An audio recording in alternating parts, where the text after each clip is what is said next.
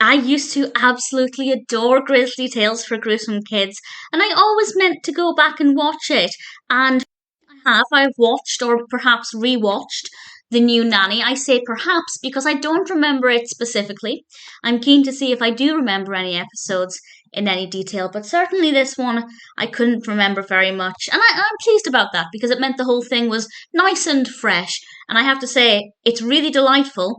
And I think there are things in this that probably wouldn't have made sense to me as a child, or they might not have been funny and or as funny. And there's a great sense of beautiful dark humor. There's one thing about it that doesn't make much sense, and I probably wouldn't have been bothered as a child.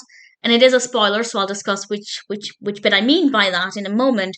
But in general, I thoroughly enjoyed this, and I can see why I loved it as a child, and I'm really keen to continue watching more.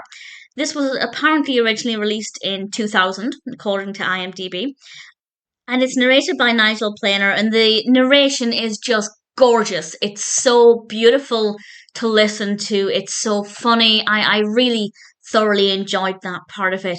And the intro as well. The intro is stop motion, whereas the rest of it is more traditional animation. And the intro is so iconic. And it kind of gave me chills a little bit when I was watching it because of the fuzzy rush of nostalgia. And then the actual story kicks in, and as I said, I couldn't remember the specifics, but the actual animation style did feel really nostalgic and also just brilliant to look at. I absolutely love it. One of my favourite bits is when they open the front door of the home, and I'll get in with the narrative in a moment, and we see the house or the interior behind the open door, but it's kind of warped. It's not realistic, but I really love that. It's so fun. The narrative itself is really great. It's about the frightfully busy family and their children, Tristram and Candy. And they have to keep hiring new nannies because the children are vile, disgusting. They keep scaring away the nannies or causing problems for them. And the mother ends up phoning this agency.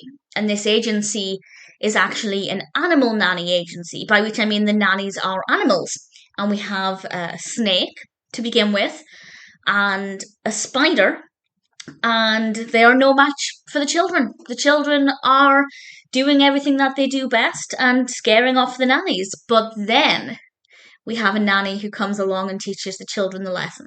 And I won't say what particular animal this is or what this nanny is like, because I don't want to spoil that part of it. I will in a moment when I discuss the point that I was mentioning earlier. But I didn't know what to expect, and I really thoroughly enjoyed it. I love how dark it is. I just think it's tremendous. And of course, that's the appeal.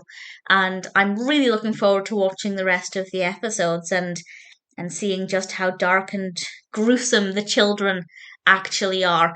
It's such a fun way to deliver lessons because if something feels like a lecture, children and adults, I guess, are not necessarily going to be as willing to engage with the message.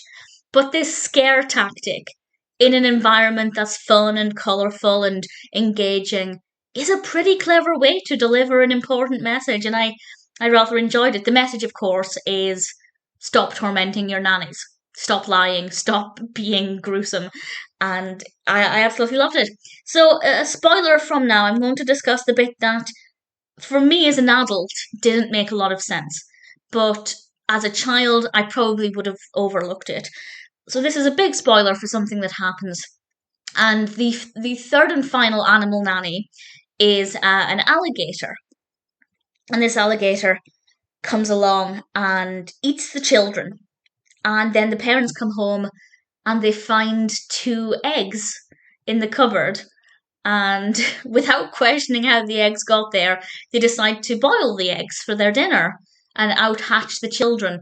Now, if you eat, well, if an alligator eats something, it doesn't then come out as an egg.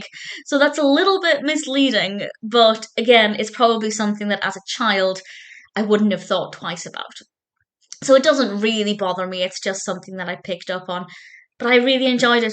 The New Nanny is a very, very strong start. Definitely worth checking out if you grew up with the show, but even if you've never seen it before, I'd say give it a watch. I think it's going to hit differently as an adult to what it would have done as a child, and I'm looking forward to finding out if that's the case. Cannot wait to rewatch the rest of it.